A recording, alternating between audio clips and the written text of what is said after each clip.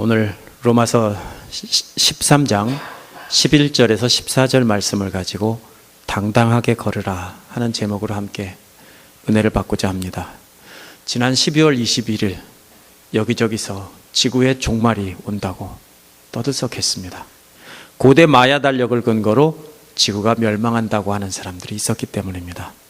하지만 아무 일도 일어나지 않았습니다. 노아 시대에 살던 사람들은 홍수의 심판의 때를 알았더라면 구원을 받았겠죠. 그런데 이처럼 때를 안다는 것은 굉장히 중요합니다. 우리는 중요한 때를 놓치지 않기 위해서 기록하고 저장해 놓습니다. 저는 수첩에다가 또 전화기에다가 저장하기보다는 주로 제 아내의 메모리에다 저장을 합니다. 요즘에는 제 아내 메모리가 별로 안 좋아져서 조금 다르다는 느낌은 들지만 그래도 거의 완벽합니다. 문제가 없습니다. 오늘 말씀 로마서 13장 11절 14절 이 말씀은 바로 예수님 오실 때를 알아야 된다는 것입니다. 미리 저장해 놓은 알람이 계속 삑삑거리고 울리고 있는 것입니다. 따라서 지금이 어느 때인지 계속 알람이 울리고 있는데 그 알람 소리를 똑바로 듣고 살아야 된다는 것입니다. 준비하는 삶을 살라는 것입니다. 따라서 오늘 말씀에서 때에 관한 말을 잘 봐야 됩니다. 11절 앞부분에 보면 잠에서 깨어날 때가 벌써 되었습니다. 일어나는 시간 알람이 울리고 있다는 것입니다. 만약 내일 새벽 5시에 걸프포트 공항에서 비행기를 타고 어딘가 가야 된다면 5시에 일어나면 안 됩니다. 미리 일어나서 준비도 해야 되고 또 공항까지 가는 시간, 또 탑승 수속을 하는 시간이 필요합니다. 이처럼 오늘 본문은 그리스도를 맞이할 준비를 할 시간이라는 것입니다. 비행기 타는 시간은 분명히 알기 때문에 일어나 맞춰 준비할 수 있습니다. 근데 만약 비행기가 갑자기 고장나서 언제 출발할지 모른다면 어떻게 하겠습니까? 대기해야죠. 보따리 다 싸가지고 탑승 수속 다 마치고 그냥 대기해야 하는 것입니다. 마찬가지로 우리도 언제 예수님 오시는지를 모릅니다. 그러므로 항상 준비하고 있으면서 대기하는 삶을 살아야 됩니다. 분명한 것은 뭐라고 했습니까? 처음 믿을 때보다 구원이 더 가까워졌다는 겁니다. 밤이 깊어진다는 말은 해 뜰 시간이 가까웠다는 뜻입니다. 하지만 무슨 말입니까? 아직도 어둡다는 뜻입니다. 아직도 어두운 밤이지만 보기에는 12시인지 4시인지 5시인지 구별이 안 돼요. 다 깜깜하지만 그러나 시간이 됐으므로 준비해야 한다는 말입니다. 이는 우리의 구원이 이미 시작되었다라는 뜻입니다. 이 시작된 구원은 완전한 구원이 아니라 이미 시작되었고 그리고 아직도 사방이 칠흑같이 어두운 밤이지만 바로 그 밤 같은 구원입니다. 아주 이른 새벽은 늦은 밤과 아무런 차이가 없어요. 시계를 보기 전에는 알 수가 없습니다. 하지만 늦은 밤과 다른 점이 뭡니까? 이른 새벽은 머지않아서 동쪽 하늘이 훤히 밝아오기 시작할 것이라는 겁니다. 우리의 구원도 마찬가지입니다. 아직은 어두워 보이지만 영광 가운데서 주님이 오실 것이기 때문에 이제 때가 가까웠으므로 준비하고 대기하고 있어라. 이것이 오늘 말씀입니다. 지금 우리는 공항에서 대기하고 탑승 수속을 마치고 있는 사람과 똑같습니다. 주님 오실 날을 기다리며 준비를 마치고 기다리고 있는 것입니다. 오늘 본문은 우리가 어떻게 준비해야 될지 바울은 그림 언어를 통해서 생생한 동영상으로 보여주고 있습니다. 성경을 읽을 때 그림으로 그렸습니다. 실제로 그림이 없을 때, 비디오가 없을 때 말로써 비디오를 찍어놨습니다. 그러므로 그 그림을 잘 이해하는 것이 대단히 중요합니다. 오늘에 나타난 그 비디오 동영상은 침례식 장면입니다. 좀 더 정확하게 붙인다면 After Baptism입니다. 침례받은 후에 젖은 옷을 입고 나와서 젖은 옷을 벗고 새 옷을 갈아입고 당당하게 걸어가는 것이 바로 오늘 말씀의 그림입니다. 그러므로 첫 번째로 어둠의 옷을 벗으라는 것입니다. 침례식에서 물에 잠겨 있는 순간은 죽음을 뜻합니다. 옛사람은 죽어서 땅에 묻혔다는 것입니다. 이러한 옛사람을 죽음을 잠이라고 성경은 표현했습니다. 오늘 본문에서 잠. 잠에서 깨어나는 때는 침례 후에 물에서 나오는 장면입니다. 침례받고 제일 먼저 하는 일이 뭡니까? 젖은 옷을 벗는 것입니다. 오늘 말씀에서 세 가지 명령어가 나오는데 첫 번째 명령어는 12절에 어둠의 행실을 벗으라입니다. 침례식과 관련해서 생각하면 젖은 옷을 벗으라는 말입니다. 어둠의 행실이나 젖은 옷은 육신의 욕망을 따라 사는 육체의 행실을 가리킵니다. 이 젖은 옷이 구체적으로 무엇을 가리키는지 13절 뒷부분에 나와 있습니다. 13절 뒷부분에 보면은 세 쌍의 짝을 이루는 단어들로 되어 있는데요. 세 번역은 두 단어마다 쉼표를 삽입해서 쌍으로 되어 있다는 것을 분명히 보여주고 있습니다. 이 단어들은 호사한 연애와 술취함, 음행과 방탕, 싸움과 시기입니다. 이 부분에서 바울은 또 다른 동영상을 중간에 삽입해서 젖은 옷이 뭔지 일깨워주고 있습니다. 그 그림은 고대 로마 시대의 디오니소스 축제 장면입니다. 첫 번째 쌍인 호사한 연애와 술취함은 이 축제의 1단계입니다. 두 단어는 술을 흥청망청 마시고 술에 잔뜩 취해 있는 모습을 나타낸 말입니다. 이러한 모습은 고대 로마 시대의 디오니소스 축제에서 또 오늘날 파티도 마찬가지입니다. 술을 잔뜩 마시고 취하는 것은 주로 자기 자신과 관련된 죄를 말합니다. 자신의 쾌락을 만족시키기 위해서 하는 모든 행동이 바로 이 축제의 1단계에 해당됩니다. 성도가 남에게 피해를 끼치지 않더라도 자기 자신의 쾌락을 만족시키기 위해서 취해 산다면 분명히 옛사람의 모습이고 젖은 옷을 입고 있다는 것입니다. 뭐에 취해 삽니까? 어떤 분들은 명품백, 어떤 분들은 좋은 차, 좋은 옷, 귀금속, 뭐 이런 것 등등 자기가 하고 싶은 것, 취미, 좋아하는 것 이런 것에 빠져서 산다면은 그것이 바로 젖은 옷을 입고 있다는 것입니다. 나쁘다는 뜻이 아니에요. 그런 것에 빠져 산다면입니다. 두 번째는 음행과 방탕입니다. 2단계는 1단계의 연속선상에 있습니다. 술에 취해서 음행과 방탕한 행동을 하는 겁니다.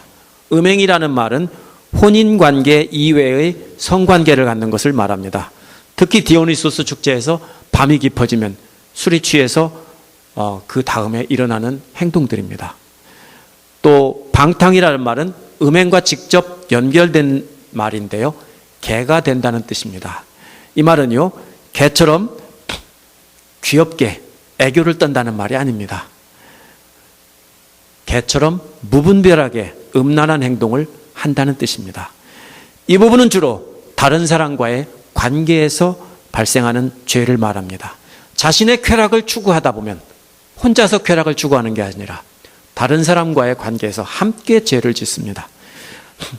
그렇기 때문에 옛사람의 2단계는 다른 사람과 1대1 혹은 그 외에 다른 관계에서 죄를 범하는 것입니다. 이것이 죄의 2단계고 젖은 옷을 입고 있는 것입니다. 세 번째 싸움은 싸움과 시기입니다. 세 번째 쌍은 이 두 단어는 파티에 이제 막바지입니다. 술도 취했고 이제 음란한 행동도 다 했고 그 다음에 마지막 남은 것이 하나 있습니다. 그게 뭡니까? 싸움입니다. 이제 그 중에서 몇 사람은 슬라이드 좀 보여주시겠어요? 그거 넘기면 있을 겁니다. 예, 이것이 디오니소스 축제의 장면을 이렇게 그린 그림입니다. 이 세 번째 쌍은 싸움과 시기예요. 몇 사람은 나중에 싸우기 시작하다가 전체가 다 싸우면서 난장판이 되는 겁니다. 오늘날도 서로 팔을 나누어서 싸우는 모습을 볼 수 있습니다. 이는 앞에서 나온 자신의 쾌락을 추구하는 죄보다 다른 사람과의 관계에서 생기는 죄보다 더 추악한 죄가 뭐냐면은 이 마지막 패싸움, 팔을 나눠서 싸우는 것입니다. 교회 안에서 가장 추악하고 더러운 죄는 지식이나 부나 명예를 바탕으로 팔을 나누는 것입니다. 이러한 모습은 파티의 마지막에 인사불성이 돼서 서로 싸우는 난장판과 똑같습니다. 한마디로 말하면 신앙인으로서는 인간 말종이라는 것입니다. 이런 사람들이 교회를 이끌어 간다면 정말로 끔찍한 일인 것입니다. 나는 저렇게 안 해 라고 하지 마세요. 이것은 비유예요. 그 파티의 모습을 비유로 해서 오늘날 우리가 하고 있는 모든 것을 상징적으로 말한 거지, 나는 파티 안 가고 나는 술도 안 마셨고 나는 음란한 행동도 안 했고, 이렇게 하면 성경을 엉터리로 이해하는 겁니다. 이 축제의 3단계는 교회에서 일어나는 여러 가지 죄들을 비유적으로 설명한 것입니다. 간단히 다시 정리해 보겠습니다. 13절 뒷부분에 묘사된 죄들은 모두가 육신의 욕망과 육체의 쾌락을 쫓다가 일어나는 일들입니다. 죄의 모양은 다르지만 오늘날 교회에서도 이와 같이 3단계의 죄가 다 일어나고 있습니다. 첫 번째 죄는 혼자서 짓는 죄, 두 번째 죄는 다른 사람과의 관계에서 짓는 죄, 마지막 단계는 편을 나누어서 시기하고 질투하고 싸우는 죄. 그 중에서 가장 파괴적인 것은 뭡니까? 마지막 싸움과 시기입니다. 오늘날도 교회에서 육체의 욕망대로 싸우다가 교회가 둘로 갈라지기도 합니다. 만약에 신앙적으로나 도의적으로 옳지 못한 일에 분노를 느껴서 나는 너희들과 함께 신앙생활할 수 없다, 그래서 교회를 따로 세운다면 그거는 좋은 일입니다. 하지만 인간적인 욕망 때문에 서로 싸우다가 저 사람 보기 싫어 하고 갈라진다면 이것은 정말로 추악한 일입니다. 인간의 이러한 추악한 욕망, 추악한 욕심 때문에 오늘날 교회가 참 개수가 많이 늘어나서 부흥하고 있습니다. 여러분들 중에 나는 저렇게 술 마시지 않아서 다행이다 생각하시면 안 됩니다. 핵심은 술 마시지 말라는 것이 아니라 이 비유를 통해서 말하려는 핵심은 자신의 육신의 욕망의 요구에 따라 행동하지 말라는 것입니다. 이미 새 사람이 되었는데도 아직도 하고 싶은 대로 한다면 젖은 옷을 입고 그냥 있는 거나 마찬가지다는 것입니다. 우리에게 잘해주는 사람에게 잘해주고 나에게 해끼치는 사람은 미워한다면 아직도 젖은 옷을 입고 있는 것입니다. 어둠의 행실을 입고 있는 것입니다. 예수님께서 뭐라고 하셨습니까? 이웃을 내 몸과 같이 사랑하라 하셨습니다. 또 내 원수가 내 이웃이라고 사마리아인의 비유를 통해서 말씀하셨습니다. 그렇기 때문에 원수를 사랑하지 않으면 우리는 아직도 젖은 옷을 그냥 입고 있는 거나 마찬가지입니다. 아직도 어두운 행실을 입고 있는 것입니다. 아직도 자기 자신만 사랑하고 자기 자녀만 사랑하고 이웃 사랑을 모른다면 디오니소스 축제에서 음란한 행위를 하고 나서 난장판을 벌이다가 마지막에 싸우는 사람들과 똑같은 사람이라고 오늘 본문은 말하고 있는 것입니다. 성경은 왜 이렇게 어렵고 힘든 요구를 하는지 모르겠습니다. 그렇게 생각 안 하고 읽으셨을 거예요, 이 구절을요. 그러므로 우리가 해야 될 일이 뭡니까? 먼저 젖은 옷을 벗고, 젖은 옷이 뭐라고 했습니까? 육체의 행실, 내가 하고 싶은 것을 벗고 새 것을 입어야 된다는 것입니다. 두 번째는 빛의 갑옷을 입으라는 것입니다. 젖은 옷을 벗었다면 그냥 있을 수 없습니다. 여러분 중에 침례받고 젖은 옷을 벗고 나서 그냥 예배당으로 돌아올 분 계세요? 이해가 안 되세요, 아직요? 침례받고 젖은 옷을 벗고 그냥 예배당으로 들어올 분 계세요? 안 계시죠? 벗었으면 반드시 입어야죠. 아니면 왜 그냥 안 오죠? 창피하니까. 벌거벗을 수 없잖아요. 그러므로 벗었으면 반드시 새 옷을 입어야 합니다. 그래서 바울은 12절 끝에서 뭐라고 했습니까? 빛의 갑옷을 입으라 라고 말하고 있습니다. 전에 있던 젖은 옷은 사람마다 다릅니다. 어떤 옷인지는. 하지만 새로 입는 옷은 다 똑같은 옷입니다. 빛의 갑옷입니다. 갑옷이라고 번역된 말은 로마서 6장 13절과 고린도 후서 6장 7절에서 무기라고 번역된 말입니다. 바울 당시의 무기란 말은 큰 방패와 창과 함께 갑옷까지 다 포함하는 것입니다. 지금 화면에 보이는 것이 바로 무기입니다. 이 오늘날로 말하면 군인들의 완전 군장입니다. 그러면 이 완전 군장이 무엇을 뜻할까요? 두 가지 비유를 비교해보고 로마서 앞부분을 보면 쉽게 알 수 있습니다. 어둠의 옷은 뭡니까? 육신의 욕망이라고 그랬죠? 반면에 빛의 갑옷은 로마서 앞부분 지금까지를 쭉 보면은 그리스도의 사랑입니다. 빛이란 하나님의 속성인데 예수님을 묘사할 때도 빛이라고 했습니다. 따라서 성도가 과거에 입고 있던 젖은 옷인 육신의 욕망을 벗어버리는 것은 그걸로 끝나면 안 된다는 것입니다. 그러면 벌거벗고 있는 것이고, 그러면 참 꼬마들 말로는 창피하지요입니다. 부끄럽기도 하지만 또 문제가 뭡니까? 사탄의 공격에 대해서 무방비 상태가 되는 거예요. 군인이 벌거벗고 서 있으면 뭐예요? 아무리 싸움 잘해도 방어할 수가 없어요. 그러므로 옛사람을 벗어버리고 그리스도의 사랑으로 옷을 입어야 되는 이유는 그리스도의 군사가 되기 위해서입니다. 옛사람은 자연인입니다. 내 육신의 욕망을 따라 사는 겁니다. 그것을 젖은 옷을 침례받고 벗어버리고서 새로 입는 옷은 빛의 갑옷, 그리스도의 사랑을 입으면 이제는 군사가 되는 것입니다. 그리스도의 군사입니다. 예수께서도 이에 대해서 말씀하셨습니다. 마태복음 12장 43, 45에 보면 악한 귀신이 나갔다가 되돌아와 보니 집이 비워져 있고 말끔히 치워져 있고, 그래서 다른 7 귀신을 데리고 들어가서 다시 들어갔다고 했습니다. 그래서 처음보다 더 나빠졌다고 했어요. 청소가 깨끗이 되고 귀신이 나갔다고 해서 끝나면 안 되는 거예요. 뭐 해야 돼요? 방어를 해야 돼요. 벗고 나서 해야 될 일은 갑옷을 입고 무기를 갖춰 들어야 하는 것입니다. 우리가 입어야 할 완전 군장은 예수 그리스도의 사랑입니다. 과거의 육체의 욕망을 벗어버리고 그냥 있으면 안 됩니다. 그리스도의 사랑으로 무장하지 않으면 또 다른 육체의 욕망에 사로잡혀 살게 되는 것입니다. 그러므로 우리는 그리스도의 사랑이라는 빛의 갑옷을 입어야 됩니다. 세 번째로는 단정하게 행하라는 것입니다. 13절 앞부분에 있는 단정하게 행하라인데요. 행하라는 말은 행동하라는 뜻이 아니라 걸어가라는 뜻입니다. 물론 비유적으로 해석하면 행동하라는 뜻도 될 수 있겠죠. 이는 그리스도의 사랑으로 완전 군장을 하고 창을 들고 방패를 들었으면 그 다음에 가만히 서 있으면 안 된다는 겁니다. 완전 군장을 했으면 군인은 어떻게 해야 됩니까? 씩씩하게 걸어가야 합니다. 13절에 보면 단정히 행하라고 했습니다. 이 말은 위풍당당하고 품위 있게 걸으라는 겁니다. 군복을 입은 자에 맞게 그렇게 걸어가라는 겁니다.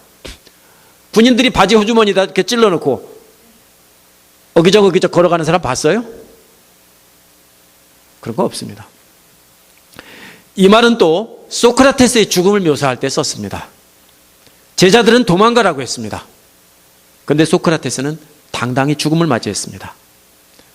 이런 게 또 뭐가 있습니까? 서양의 기사, 한국의 선비같이 입은 옷에 맞게 기품 있게 걸어가라는 겁니다. 초대교회 성도들은 핍박 가운데 살았습니다. 저들이 어떻게 기쁨 있게 살았습니까? 목숨을 건지기 위해서 비굴하지 않았습니다. 바로 그런 말입니다. 성도가 목숨을 건지기 위해서 비굴하지 않았다고요. 그래서 그들은 담대하게 예수 그리스도가 나의 주라고 고백하고 증거하면서 당당하게 죽었습니다. 당당하게 그리스도의 사랑을 실천하며 살다가 죽어갔습니다. 그들은 그리스도의 사랑의 빛이라는 갑옷을 입고 당당하게 행동했던 사람들입니다. 제가 1960년대 제가 학교 들어가기 전으로 기억합니다. 제 어릴 때 기억이에요.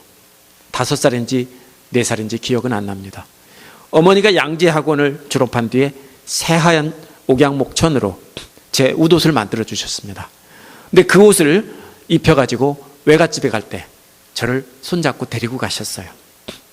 그런데 그 옷은요, 단추를 뒤에서 잠그는 옷이었습니다. 근데 어린 제 마음에 참 창피했습니다. 남자가 이게 뭐야? 다른 친구들은 다 앞에서 잠그는데 이 뭐야? 엄마가 만든 이상한 옷은 단추를 뒤에서 잠그고. 그래서 참 창피하게 생각했습니다. 만약 지금 어머니가 그런 옷을 만들어 입혀주셨으면 창피하게 생각하지 않고 당당하게 이거 우리 어머니가 날 사랑하셔서 만들어서 입혀주는 옷이야, 이렇게 말하면서 자랑했을 겁니다. 근데 어릴 때라 철을 몰라서 그렇게 생각했습니다. 이처럼 우리도 그리스도께서 우리를 사랑하셔서 손수 입혀주신, 십자가의 달림으로 손수 입혀주신 그리스도의 사랑이라는 옷도 부끄러워할 수 있습니다. 만약 우리가 신앙적으로 어리고 미숙하다면 부끄러워할 수 있습니다. 예수 믿는다는 것을 말하기 어려워할 수 있고요, 남 앞에서 기도하기도 부끄러워할 수 있습니다.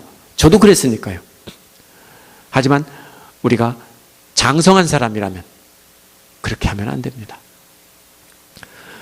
그리스도께서 죽기까지 사랑하심으로 입혀주신 그 옷을 우리가 부끄러워하면 안 됩니다. 우리는 그리스도의 사랑을 옷 입고 당당하게 걸으면서 성도로서 기품 있는 삶을 살아야 합니다. 그래서 14절에서 주 예수 그리스도로 옷 입으라고 한 것입니다. 사관생도가 제복을 입었으면 옷에 맞게 행동을 합니다. 마찬가지로 우리는 육신의 욕망이라는 젖은 옷을 벗어버리고 그리스도의 사랑이라는 그리스도의 군사로서 빛의 갑옷을 입었기 때문에 이제는 그에 맞게 행동해야 한다는 것입니다. 한 가지 주의해서 봐야 될 말이 있습니다. 놓치기 쉬운 말. 11절에서 13절 사이에 바울은 계속 1인칭 복수, 우리라는 말을 사용했습니다. 원어에서 12절에 뭐라고 되어 있냐면요, 원어에서는요, 우리 함께 어두움의 옷을 벗자, 우리 함께 빛의 갑옷을 입자. 13절에서 우리 함께 단정히 행하자, 함께 기품 있게 걷자는 말입니다. 그런데 놀라운 것은 14절입니다. 갑자기 2인칭으로 바뀌었습니다. 너희는 이라고 하는 겁니다. 14절은 이런 말입니다. 여러분은 예수 그리스도로 옷 입으십시오. 여러분은 정욕을 채우려고 육신의 일을 꾀하지 마십시오. 무슨 뜻입니까? 계속 우리라고 하다가 갑자기 왜 여러분이라고 합니까? 이는 바울이 자기 자신은 이미 어두움의 옷을 벗었다는 뜻입니다. 이미 자기 자신은 빛의 갑옷을 입고 당당하게 행하고 있다는 것입니다. 그렇지 않고서는 절대로 이런 명령을 할 수 없습니다. 하지만 로마교회 성도들은, 특히 유대인 성도들은 아직도 어두움의 옷을, 젖은 옷을 입고 있습니다.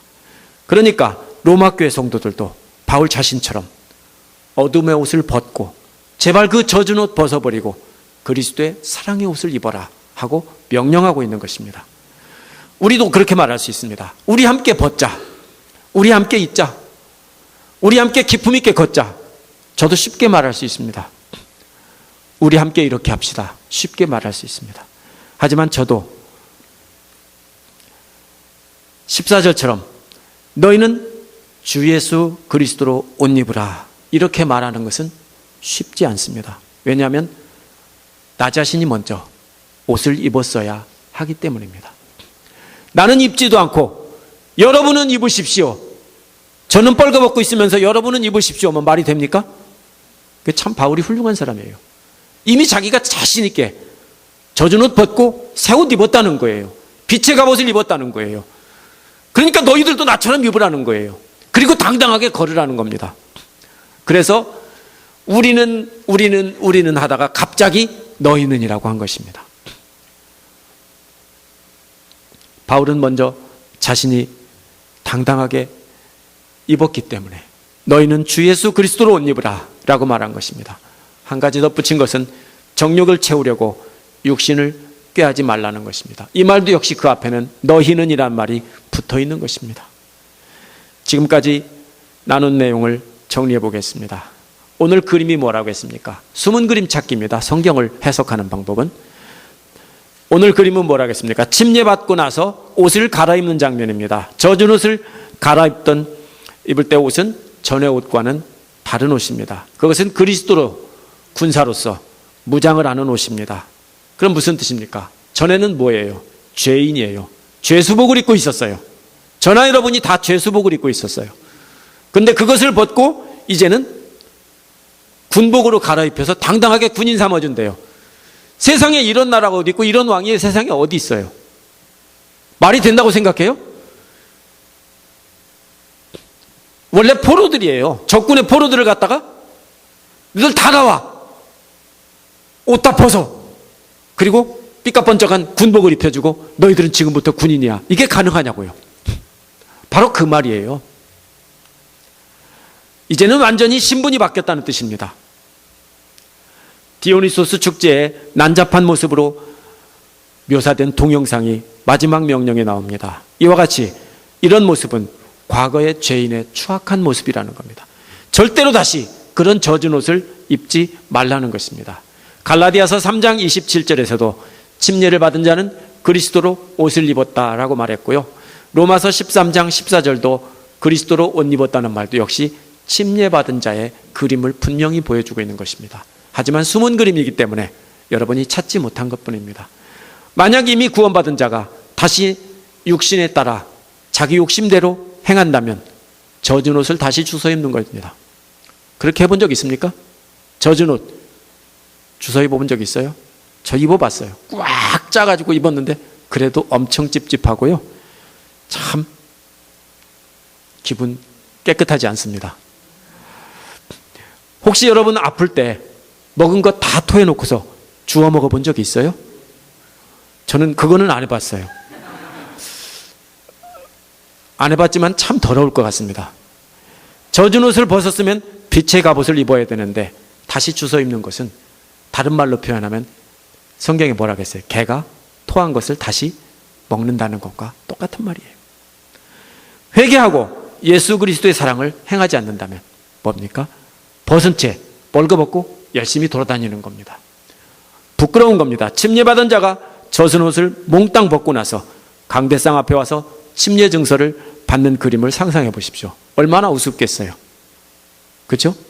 침례받고 돌아서서 그냥 벌거벗은 벗어서 와서 침례 증서에서 받는다고요. 우습겠죠? 그게 우리 모습이라고요. 근데 부끄러운 줄 몰라요.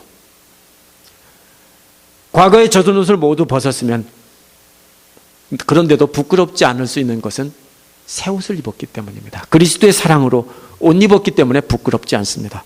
내가 과거에 뭐를 했든 과거에 내가 어떤 사람이었든 그거 하나도 중요하지 않아요. 옛날에 내가 아무리 더러운 사람이었다고 해도 하나도 중요하지 않아요.